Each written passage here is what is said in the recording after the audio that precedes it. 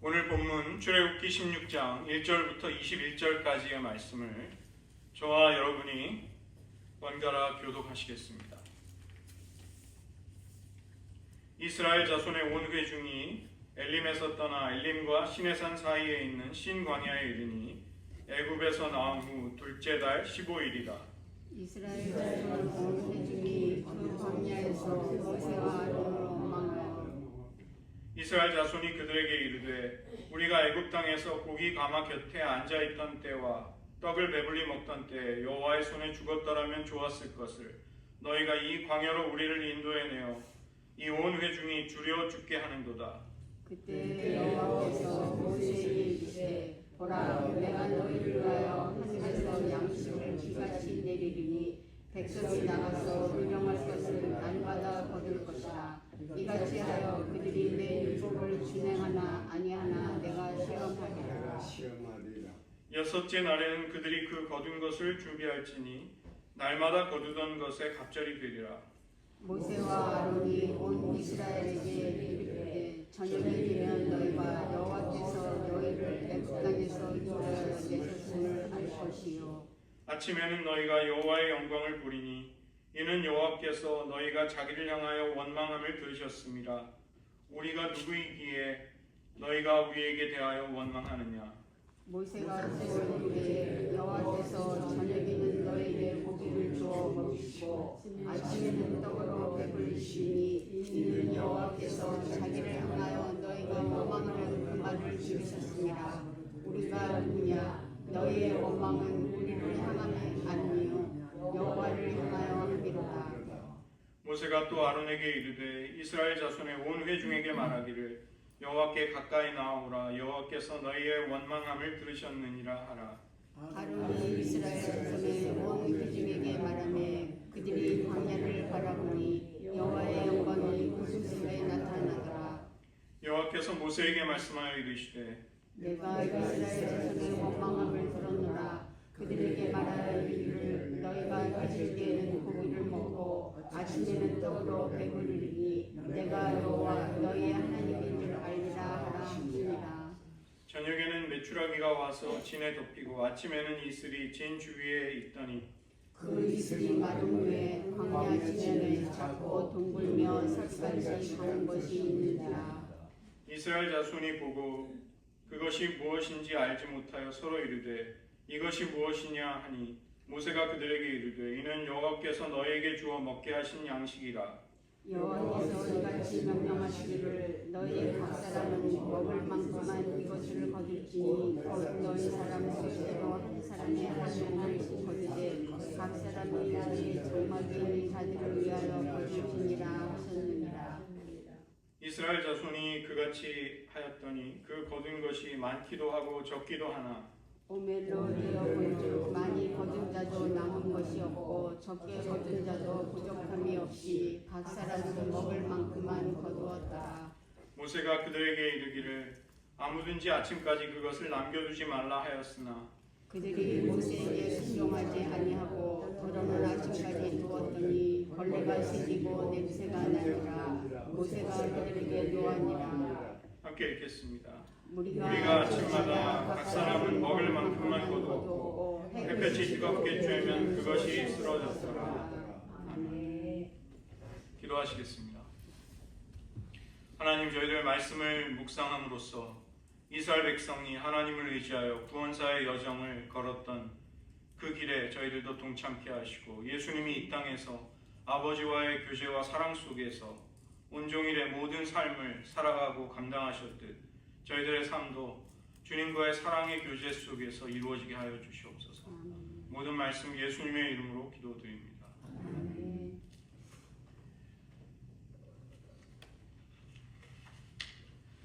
묵상은 여러 가지 영성 훈련, 경건의 훈련 중에 하나라기보다는 어찌 보면 가장 중요하고 가장 기본적인 신앙 훈련이라고 할 수 있습니다. 다른 여러 가지 신앙적인 활동에 기초와 기반이 되는 것입니다. 말씀을 묵상하는 자리에서 하나님을 사모하고 그분의 임재 앞에 침묵과 고독 속에서 하나님과만 머물게 되는 것이죠. 우리가 진정으로 하나님을 만날 수만 있다면 우리는 변화될 수 있고 힘과 위로와 용기를 공급받게 됩니다. 그것은 내가 필요한 어떤 것을 얻었기 때문에, 얻을 수 있기 때문에 귀중하다기보다는 하나님과 함께 시간을 보냄으로써 진정한 사귐, 사랑의 관계를 세울 수 있기 때문입니다. 그래서 말씀을 묵상하는 자리는 우리에게 굉장히 소중한 가치를 지니게 됩니다. 우리가 사랑하는 하나님의 얼굴을 배웠고 그분의 음성을 듣는 것, 이것이 우리에게 큰 기쁨, 가장 큰 만족이 되는 것이죠. 그렇다고 할 때 가장 먼저 던져야 할 화두는 하나님의 임재 앞으로 나아가서 하나님의 음성을 듣고 그분의 마음을 느끼고 헤아리고 또 주님의 형상으로 변화를 받는 그렇게 좀 제대로 된 묵상을 우리가 어떻게 할 수 있는가, 이것입니다. 그 정도의 깊이와 능력을 체험하는 자리가 되려고 한다면 무엇이 필요할까? 갈라디아서 6장 7절을 보시면 사도 바울은 스스로 속이지 말라. 하나님은 업신여김을 받지 아니하시나니 사람이 무엇으로 심든지 그대로 거두리라고 말씀합니다. 우리가 어떤 좋지 않은 아웃풋을, 결과물을 받게 되면 우리가 거기에 심은 것, 투입한 것, 거기에 들여 넣은 것이 뭔가 부족하고 좋지 못함을 의미하는 것이죠. 제대로 된 원리 속에서 올바르게 실행할 때 우리는 선한 결과를 기대할 수가 있습니다. 캘리포니아의 국립공원에 30m 이상을 자라는 세콰이어 나무가 있는데 그 가운데 어떤 나무는 수령이 3200년이 되는 나무도 있다고 합니다. 놀라운 것은 그 거대한 나무의 씨앗은 0.05g이라고 합니다. 그 작은 씨앗 속에 엄청난 생명의 잠재력이 담겨 있는 것이죠. 좋은 나무와 열매를 원한다면 처음부터 좋은 씨앗을 심어야만 하는 것이죠. 그것이 아무리 작아 보이고 보잘것없어 보일지라도 상관이 없는 것입니다. 제대로 된 생명이 담겨있는 씨앗을 심을 때 그 생명의 원리는 거기에서 작동하기 마련인 것이죠. 그러나 만약에 씨앗이 세콰이어 씨앗이 아니라면 우리는 그 씨앗을 아무리 간절히 잘 돌보고 물을 주어도 거대한 나무의 숲을 기대하기는 애초에 불가능한 것입니다. 묵상을 할 때 우리는 말씀을 연구하려 한다기보다는 우리에게 임하는 말씀을 사모하고 기대해야 합니다.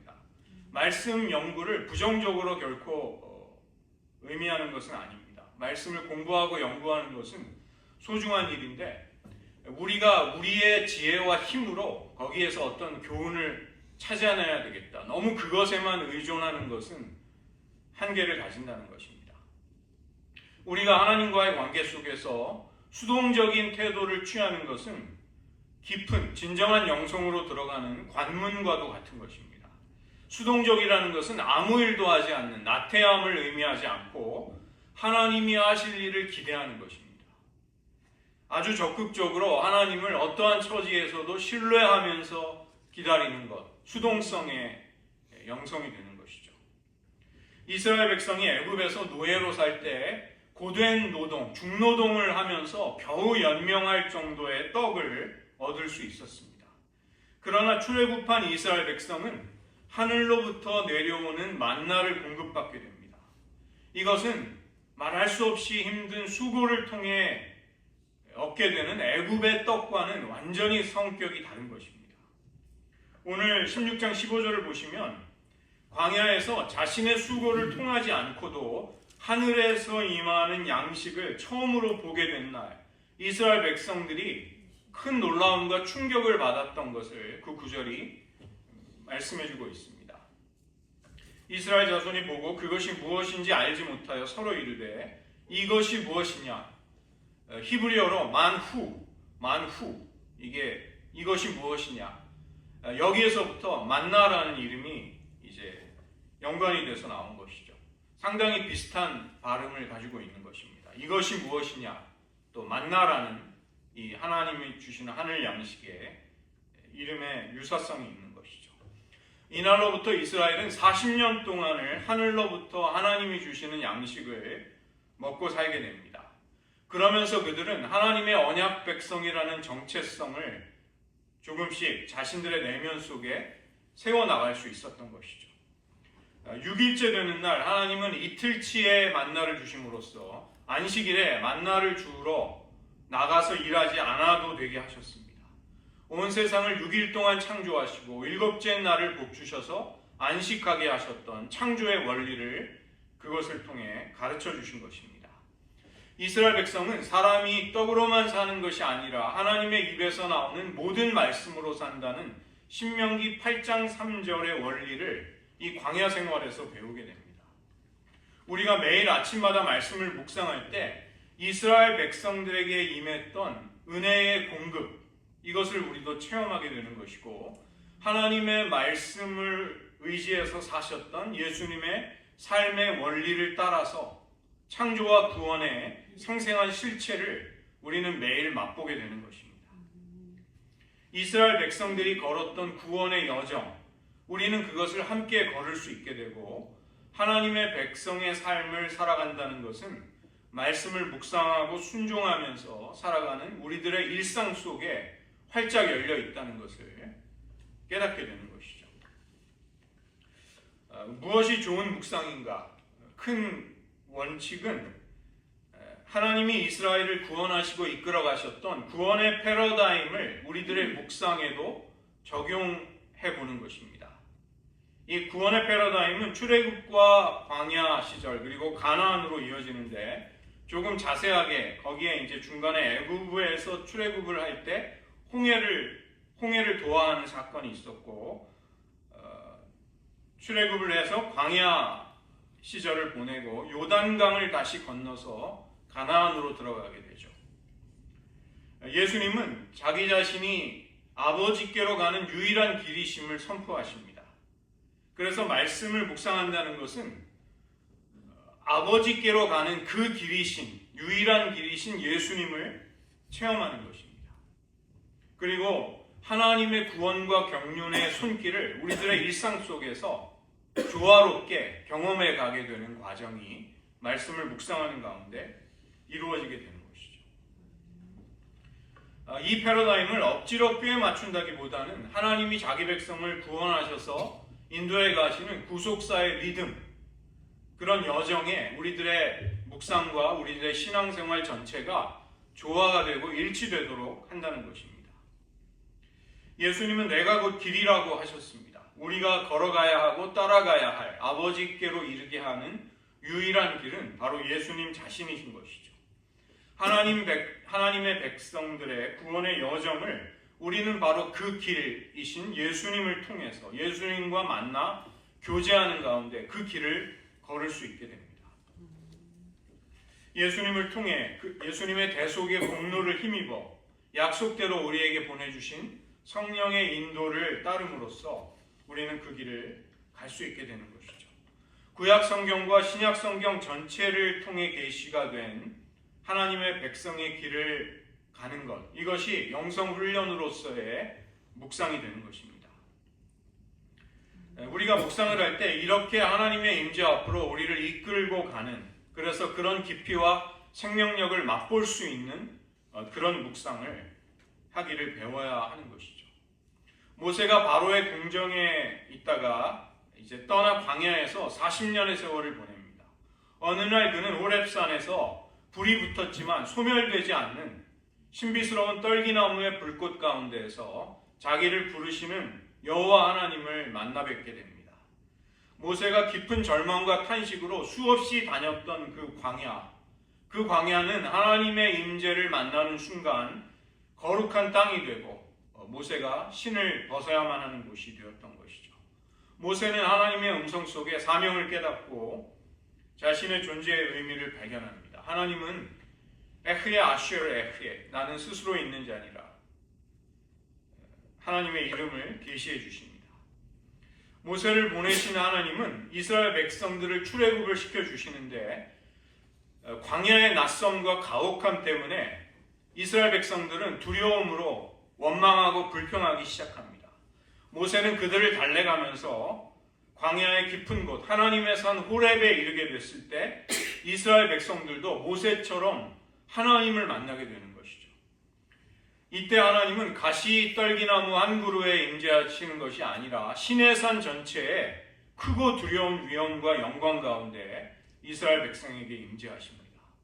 이스라엘 백성들은 그 하나님의 압도적인 영광과 위엄에 너무도 놀라고 큰 두려움과 경외심을 갖게 되는 것이죠. 이것은 호렙산 전체가 이스라엘 백성에게 마치 지성소와 같이 된 것입니다. 하나님의 임재가 거기에서 체험이 되었던 것이죠. 그리고 하나님의 말씀은 언약의 돌판에 기록이 되고 언약궤 안에 간직되고 이스라엘 백성의 광야 여정 속에서 계속해서 하나님의 말씀은 그들과 동행하는 것입니다. 얼마 전까지만 해도 비천한 노예에 불과했던 또 두려움에 가득 차 낮은 자존감으로 힘들어했던 이스라엘 백성들, 그들이 어떻게 왕같은 제사장, 하나님의 택하신 나라와 언약의 백성이 될 수 있었는가? 여호수아가 그들을 이끌고 가나안으로 진군하는 여호와의 군대를 만들 수 있었던 것이죠. 말씀을 묵상한다는 것, 그것은 우리가 할 수 있는 경건의 훈련 가운데 어떤 한 가지를 하는 것이 아니라는 것입니다.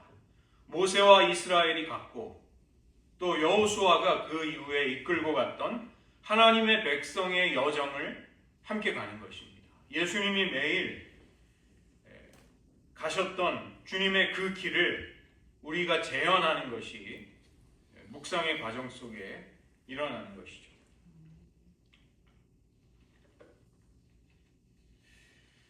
말씀을 묵상하기 위해서 우리는 제일 먼저 조용한 시간과 장소로 들어갑니다. 이것은 이스라엘 백성들이 광야로 들어가는 것과 마찬가지이고 우리에게는 묵상과 기도의 골방으로 들어가는 것에 해당이 됩니다. 세상에는 온갖 세속적인 소리로 가득 차 있고 노예로서 가혹한 의무를 지우는 애굽을 떠나서 출애굽을 하게 된 것이죠. 마가복음 1장 35절을 보면 새벽 오히려 미명에 예수께서 일어나 나가 한적한 곳으로 가사 거기서 기도하셨다고 예수님의 공생애를 말씀하십니다. 한적한 곳이라고 번역이 된 에레모스, 이 에레모스가 바로 광야입니다. 예수님이 이스라엘 백성들처럼 매일 광야로 가신 것입니다. 하나님 아버지와의 만남과 교제가 이루어지는 장소인 광야, 그리고 시간인 새벽, 여기에서 예수님은 하루의 삶을 살아갈 힘을 공급받으셨던 것이죠. 우리가 묵상을 하며 하나님을 찾을 때 우리도 인생의 길을 예수님처럼 걸어가게 되는 것입니다. 문제는 골방으로 들어왔지만 마음속의 잡념과 염려, 온갖 생각들이 끊이지 않고 우리를 괴롭히게 됩니다. 이것을 극복하기 위해서 우리는 하나님의 임재 앞으로 나아가는 준비하는 기도를 드리게 되는 것이죠. 이스라엘 백성들이 광야로 갔다는 것은 일단 물리적으로는 애굽을 떠나서 출애굽을 한 것은 맞습니다. 그런데 문제는 이스라엘 백성들의 내면 깊은 곳에는 아직도 깊은 그 노예 사이에서 비롯된 열등감, 두려움과 상처 같은 것들이 그들을 사로잡고 있었던 것이죠. 그들은 위치상으로는 출애굽을 했지만 그들의 심령은 하나님의 임재 앞으로 깊이 나아가는데 어려움이 많은 사람들이었던 것입니다. 그 때문에 그들은 성막의 제단에서 그들의 모든 죄와 염려를 하나님께 고백하며 맡기고 제사를 드렸습니다. 우리가 묵상을 할 때 준비 기도는 바로 이런 과정에 해당이 되는 것이죠. 겟세마네 동산에서 자기를 부인하며 십자가의 제단 위에 자기를 바치기 위해 예수님이 기도를 하셨던 것처럼 바로 그런 기도를 하는 것입니다. 이 말씀 묵상은 예수님의 십자가의 도와 연결이 되는 것이죠. 성막은 동쪽의 입구, 성막문을 거쳐서 들어오게 되면 먼저 제물을 바치는 번제단이 거기에 위치해 있습니다. 그리고 그 뒤에는 정결함을 위해 물을 담아두는 물두멍이 있는 것이죠. 번제단과 물두멍이 있는 그 공간을 성막들이라고 하고 그 뒤에는 성소로 들어가게 됩니다. 성소로 들어가게 되면 불을 밝히는 메노라, 히브리어로 메노라라고 부르는 등대가 있고, 이스라엘의 12지파를 상징하는 진설병을 하나님께 바치는 진설병 상이 있습니다. 진설병은 히브리어로 얼굴의 떡입니다. 파닝, 얼굴의 떡, 임재, 하나님의 임재의 떡. 그리고 지성소를 가리는 휘장 앞에는 분향단이 있는 것이죠. 지성소를 가리는 휘장을 지나서 이제 지성소 안으로 들어가게 되면 거기에는 하나님이 주신 언약의 돌판을 담은 언약궤가 놓여져 있고, 언약궤의 뚜껑이 바로 속죄소가 되는 것입니다.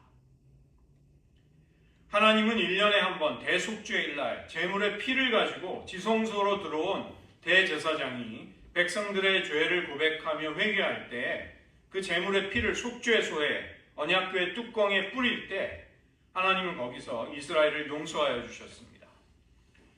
기독교의 영성은 예수님이 자기 부인과 십자가의 죽음을 통해 성소와 지성소를 나누던 휘장을 찢으시고 우리를 지성소로 나아가는 길을 활짝 열어주신 데서부터 시작하는 것입니다.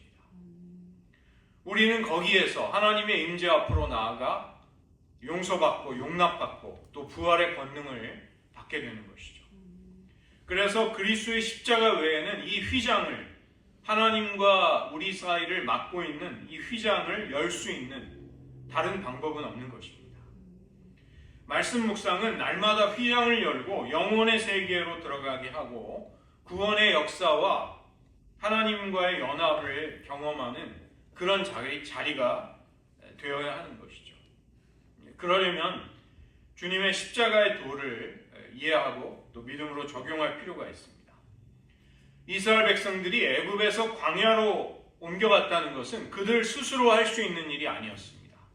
십자가의 도, 구원의 은혜가 우리를 분주한 삶, 중독과 여러 가지 하찮은 관심사에 두려움과 염려 속에 시달리는 삶으로부터 우리를 끌어내서 하나님의 면전으로, 하나님의 임재의 자리로 이끌고 가는 것입니다. 6월절 어린 양의 죽음을 통해서만 이스라엘 백성들은 애굽에서 출애굽을 할 수 있었던 것이죠. 그러나 홍해를 건너기 전까지 애굽을 빠져나온 것은 아니었습니다. 바로가 군대를 보내 출애굽을 시작한 이스라엘 백성을 다시 추격했던 것입니다. 나의 백성을 보내라. 그들이 광야에서 나를 섬길 것이다. 하나님은 자기 백성을 광야로 이끌어내시기를 원하셨지만 원수는 하나님을 섬기려는 하나님의 백성을 끝까지 노예로 삼고 놓아주려 하지 않는 것이죠. 우리가 하나님의 임재 앞으로 나아가려고 할 때 많은 방해와 장애들이 우리가 그 길을 가는 것을 막아서려고 하는 것입니다.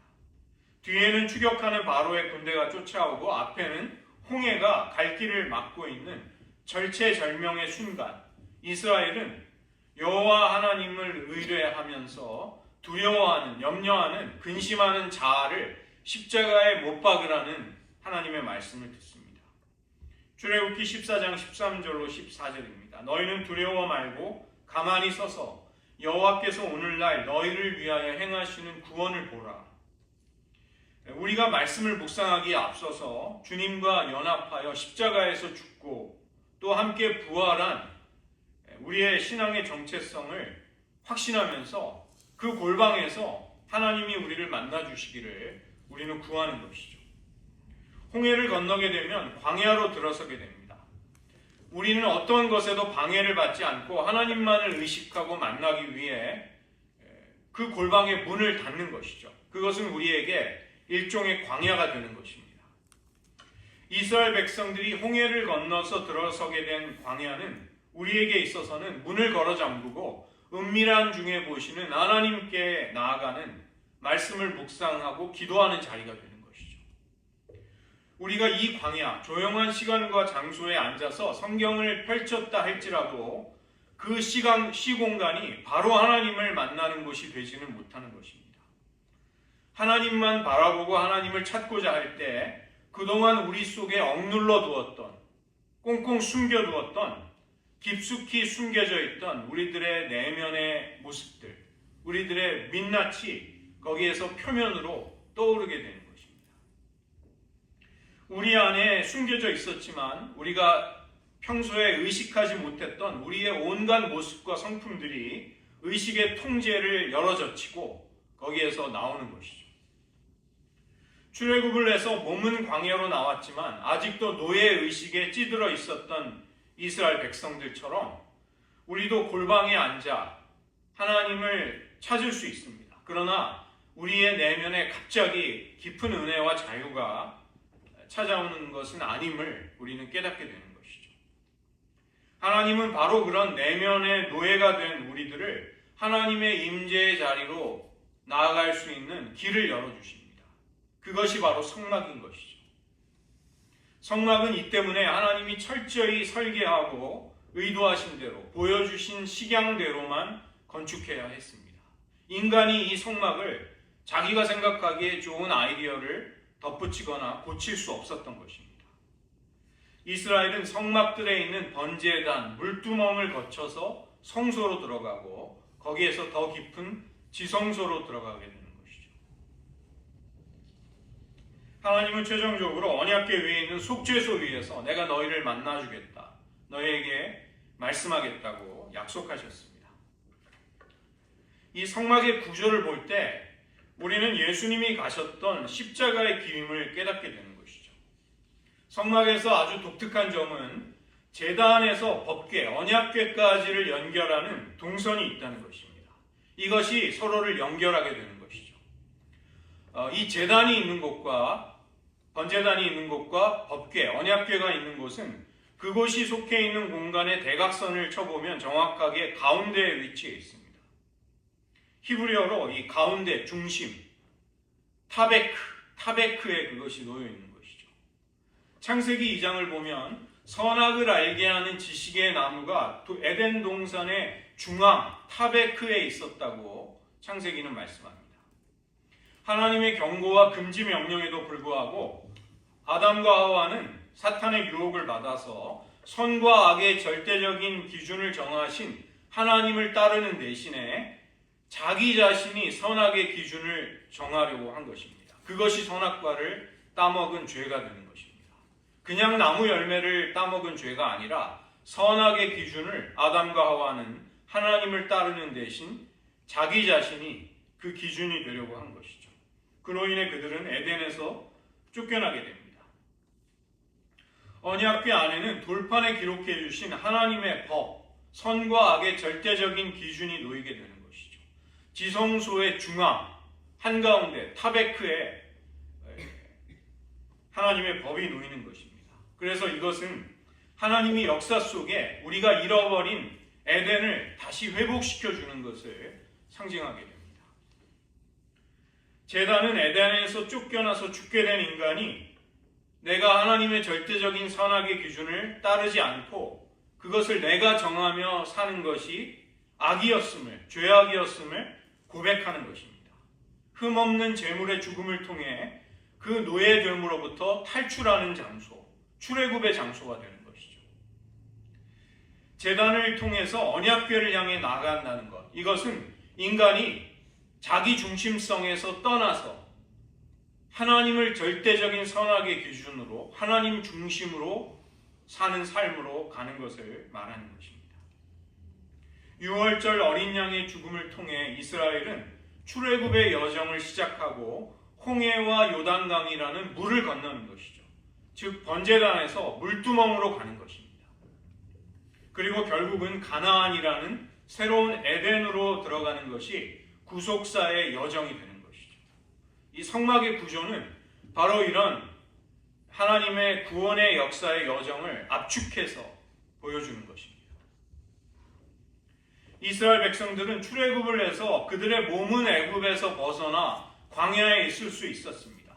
그러나 그들의 내면의 노예됨으로부터, 노예의 그 종살이로부터 완전히 벗어나지 못한 그들의 성품과 마음의 경향성, 이것 때문에 그들은 하나님께 친밀히, 친근히 가까이 갈 수 없었던 것이죠. 그 때문에 하나님은 그들에게 성막을 예비해 주신 것입니다. 제물을 가지고 그 제물 위에 안수함으로써 이스라엘 백성들은 제단 위에서 죽임을 당하는 제물과 자기 자신을 동일시하게 됩니다. 그들의 모든 죄성을 고백한 그 짐승을 죽여서 제사 가운데 바치는 것이죠. 이것은 하나님이 마련하신 방법, 제사를 통해서 이스라엘 백성이 내면의 노예성으로부터 벗어나서 출애굽을 하는 것입니다. 홍해와 요단강을 상징하는 물두멍을 지나 하나님이 계신 지성소, 회복이 된 새로운 에덴, 하나님과의 회복된 관계 속으로 들어가는 것입니다. 이스라엘 백성 전부가 아니라 이스라엘 백성을 대표하는 대제사장이 전체를 대표해서 지성소로 들어감으로써 하나님을 섬겼던 것이죠. 마찬가지로 예수님도 유월절에 요한복음에 따르면 유월절 어린 양을 잡는 바로 그 시각에 하나님의 제단 위에서 물과 피를 쏟으시면서 유월절 어린 양으로 예수님은 자신의 죽음을 통해 지성소의 휘장을 열어놓으신 것입니다. 바로 성막의 제단에서부터 언약궤라는 두 지점을 잇게 되는 동선, 이것을 연결하는 점이 또 선이 바로 예수님의 전생애를 통해 아버지께 순종하며 나아가셨던 십자가의 길이 되는 것입니다. 그리고 이 길은 예수님의 피로 씻음을 받아 구원을 받게 된 우리들이 뒤따라가야 할 그런 길이 되는 것이죠. 골방에 들어가 성경을 펴놓고 하나님을 만나고자 할 때 하나님의 임재로 나아가는 일이 저절로 이루어지지 않습니다. 쉽게 자동적으로 되지 않는 것을 우리는 경험하게 되죠. 그때 우리는 반드시 그리스도의 십자가를 바라보고 우리들의 마음 깊은 곳에 꽁꽁 싸매어둔, 감추어두고 가려두었던 우리들의 진짜 모습을 하나님 앞에 고백해 드려야 합니다. 열어드려야 하고 노출해 드려야 하는 것이죠. 점없고 흠없는 하나님의 유월절 어린 양, 그리스도의 십자가 위에 우리를 연합하여 죽게 하신 하나님의 은혜를 우리가 그때 의지해야 하는 것입니다. 그렇게 할 때 그 자리는 하늘문이 열리는 자리가 되고 하나님의 백성으로서의 새로운 삶이 시작이 되는 것이죠. 이스라엘 백성들은 출애굽을 함으로써 그들의 한 해가 새로 시작되는 아빕월 1월을 맞이할 수 있었습니다. 바로 그런 자리가 묵상의 자리가 되는 것입니다.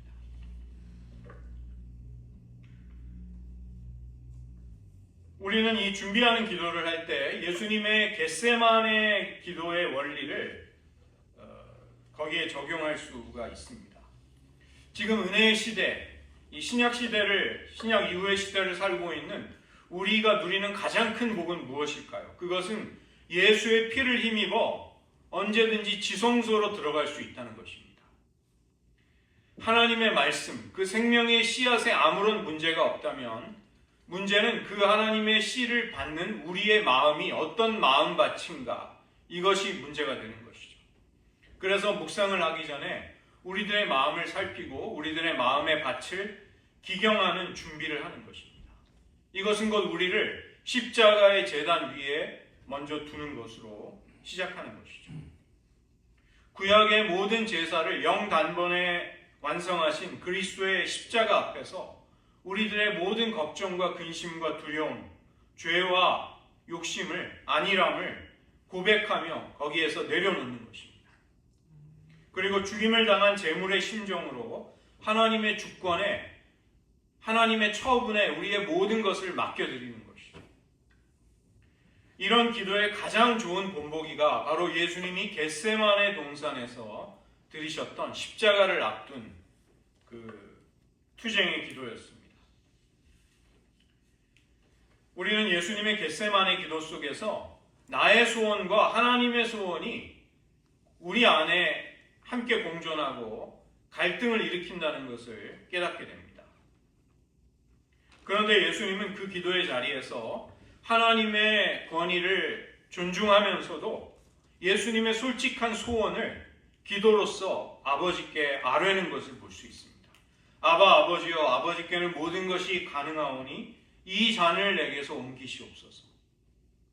예수님은 종교적인 가면으로 그럴듯하게 자기 자신을 꾸미려고 하지 않으셨습니다.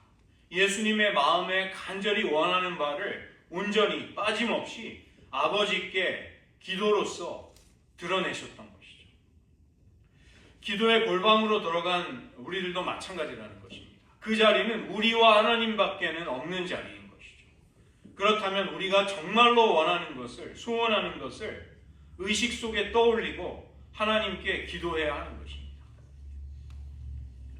내 마음에 진정으로 있는 것, 소망하는 것, 갈망하는 것이 우리들의 의식을 통해서 하나님 앞에 드러나는 자리가 되어야 하는 것이죠.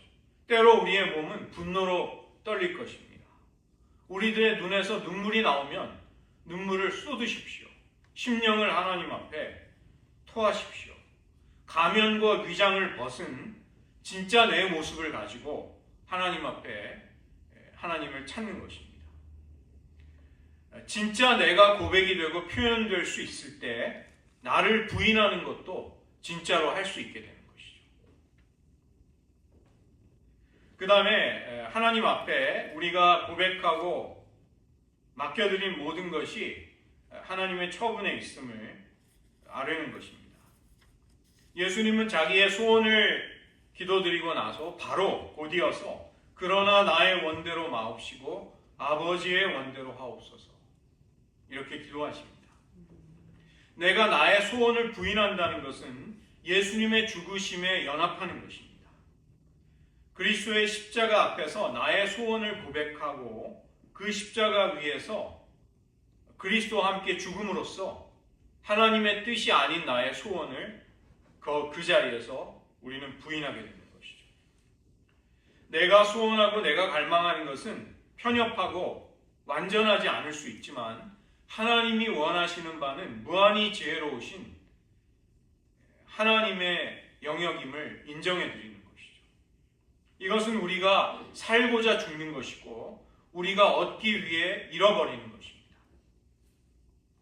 이것은 하나님의 말씀 속에 이제 하나님이 무엇을 말씀하시든 간에 내 판단보다 내 지혜보다 하나님이 나에게 말씀하시는 바가 옳다는 것을 수용하고 받아들이는 것이죠. 마지막으로 이 하나님의 소원이 우리에게 온전히 받아들여질 수 있기까지 씨름하는 기도를 계속하셨던 예수님을 볼 수 있습니다. 우리에게도 때로는 그런 기도가 필요한 것입니다. 나의 원대로 마옵시고 아버지의 원대로 하옵소서. 예수님의 기도가 얼마나 간절했던지 예수님의 땀이 땅에 떨어지는 핏방울처럼 되었다. 한열 현상이 일어날 정도로 예수님은 간절한 기도를 하셨습니다. 3번이라는 말은 횟수를 의미한다기보다는 한 번의 기도로는 온전히 부인할 수 없었던 자신의 뜻을 내려놓기 위해서, 아버지의 뜻을 온전히 받아들이기 위해서 필요할 때까지 드렸던 무한정의 기도, 끊임없는 투쟁의 기도, 그것을 3번 기도드렸다. 이렇게 표현하는 것이죠. 우리가 이처럼 기도드릴 때 나의 소원과 하나님의 뜻 사이에 격렬한 씨름이 있게 됩니다. 그리고 그런 씨름 끝에 깨끗이 승복할 수 있게 되면 미련이 남지 않게 되고 하나님께 원망을 품지 않을 수 있게 됩니다. 우리는 그때 아버지의 모든 뜻을 받아들이고 우리의 전부를 주님처럼 맡겨드릴 수 있게 되는 것이죠. 그리고 이런 기도가 묵상의 자리로 나아가는 우리를 준비시키는 것입니다. 그 이어지는 이제 말씀을 읽고 묵상하는 것, 그 뒤에 이어지는 과정은 또 내용이 너무 많아서 오늘은 그 절반 정도만을 먼저 말씀드리겠습니다. 오늘 이스라엘 백성들이 애굽에서 나와 광야 생활을 하면서 그들은 만나를 공급받게 됩니다. 말씀을 우리가 묵상한다는 것은 이스라엘이 애굽에서 노예로 수고하면서 떡을 얻는 삶이 아니라 이제 하늘로부터 하나님이 은혜로 주시는 하늘 양식을 공급받게 되는 삶을 말하는 것입니다. 하나님의 입에서 나오는 모든 말씀으로 사셨던 예수님처럼 살아가는 것, 인생의 가장 본질적인 부르심, 그것을 하는 것이죠. 이스라엘이 출애굽을 해서 홍해를 건너 광야를 거쳐 다시 요단강을 건너 가나안으로 들어가듯이 구원의 여정을 우리도 주님을 뒤따라 이스라엘 백성들과 함께 걸어가 보는 것입니다. 예수님이 새벽 미명 한적한 곳 에레모스 광야로 가셨듯 하나님의 임재와 사랑의 음성이 들리는 곳을 사모하면서 하나님을 먼저 찾으며 살아가는 것이죠. 우리는 십자가의 제단 위에 우리 내면 속에 온갖 소음과 두려움과 염려와 근심을 못 박은 다음에 언약궤가 놓여있는 지성소로 들어가듯이 하나님의 임재를 즐거워하게 되는 것입니다. 여러분이 평생 아마도 묵상을 해오셨을 것입니다. 익숙하신 분도 많으실 것입니다. 그러나 문제는 더 이상 신선함이 느껴지지 않을 때, 타성에 젖어서 하나님의 은혜를 맛보고 묵상을 한다는 것은 그저 이 정도구나라고 한계를 그었다면 그 한계를 그었던 불신앙과 연약함들을 한번 깨트릴 필요가 있다는 것입니다. 하나님의 말씀의 신비, 그 능력이 우리를 더 깊은 은혜의 자리로 이끌어가는 것을 경험할 수 있으시기를 주님의 이름으로 축원드립니다. 이 시간 말씀을 의지하면서 저희들 한 가지만 기도드리기 원합니다. 우리가 묵상을 한다는 것은 어떤 신앙훈련의 한 가지를 한다기보다 하나님의 임재와 하나님의 얼굴을 사모하는 것입니다. 이스라엘 백성들이 광야의 여정을 거쳐 하늘 양식을 공급받듯이 오늘 하루를 주님과 함께 동행함으로 시작하는 것이죠. 예수님이 새벽 미명 한적한 곳 에레모스로 가셔서 그 광야에서 아버지와의 교제 속에서 공생애를 살아갈 힘과 인도를 받으셨듯이 주님처럼 살아가는 것입니다. 믿음의 구원의 여정이 바로 이 광야 생활에 압축이 되어 있듯이 우리가 묵상하는 삶을 살아갈 때 우리는 영성의, 기독교 영성의 가장 귀중한 진리들을 맛보게 됩니다. 십자가 앞에 나아가 우리의 자아를 부인하고 주님의 생명과 연합하는 은혜, 하나님의 말씀이 우리를 이끄시는, 인도하시는 은혜, 아버지와의 사랑의 교제 속에서 먼저 은혜로 공급받고 우리가 사랑받는 자임을 확신하면서 사명의 자리, 우리가 해야 할 일들이 있는 세상 속으로 나아가는 출발점이 되는 것입니다.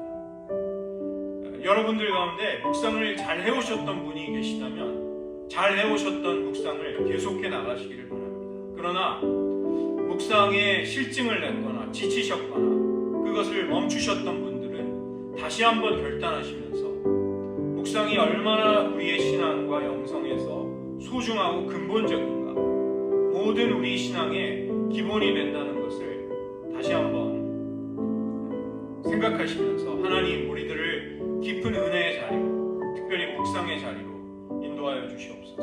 한번 기도하겠습니다.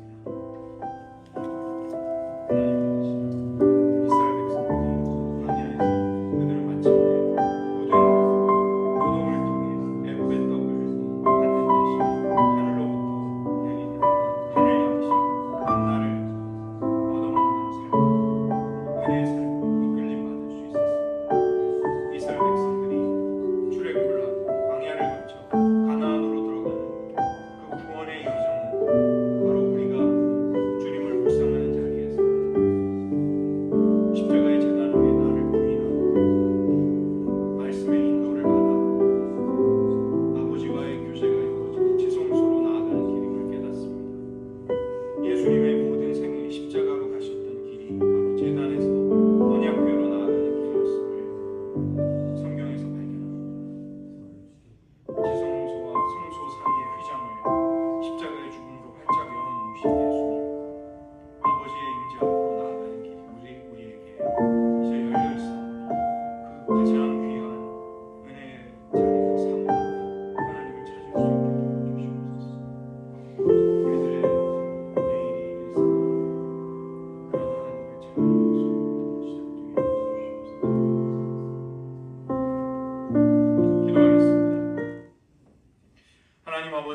우리가 묵상을 한다는 것은 여러 가지 신앙 훈련의 하나를 하는 것이라기보다 이스라엘 백성들이 출애굽을 해서 광야를 거쳐 가나안으로 들어가는 구속사의 여정을 우리가 하나님의 백성의 일원이 되어 동참하는 길임을 깨닫습니다. 예수님이 십자가를 향해 나아가셔서 자신의 죽음으로 희생으로 지성소로 나아가는 하나님의 임재로 나아가는 길을 활짝 열어주셨음을 감사드립니다. 예수의 피를 힘입어 하나님의 임재 앞으로 나아갈 길이 열려 있건만 우리들의 묵상과 우리들의 기도는 왜 이토록 연약하고 또 깊은 은혜를 맛보지 못하는지요. 우리들의 마음의 심령을 기경하여 주시옵소서. 여전히 우리들의 심령 속에 가득 찬 두려움과 온갖 소음들을 하찮은 관심사들을 잠잠케 하여 주시옵소서. 우리들의 심령 속에 하나님의 음성이 더 또렷이 들리게 하시고 하나님의 말씀에 말할 수 없이 깊고 귀중한 송이꿀보다도 단 그 은혜가 우리들의 심령을 촉촉히 적시고 주장하는 은혜의 자리로 우리들을 인도하여 주시옵소서. 하나님, 우리들의 묵상이 정체되고 한계를 느꼈다면 그것을 뛰어넘을 수 있기를 원합니다. 주님, 성경적인 이해와 또 구속의 비밀을 의지하고 또 적용하면서 우리들의 묵상이 아버지 앞으로 더욱 깊이 나아갈 수 있도록 인도하여 주시옵소서. 모든 말씀 예수님의 이름으로 기도드립니다. 아멘.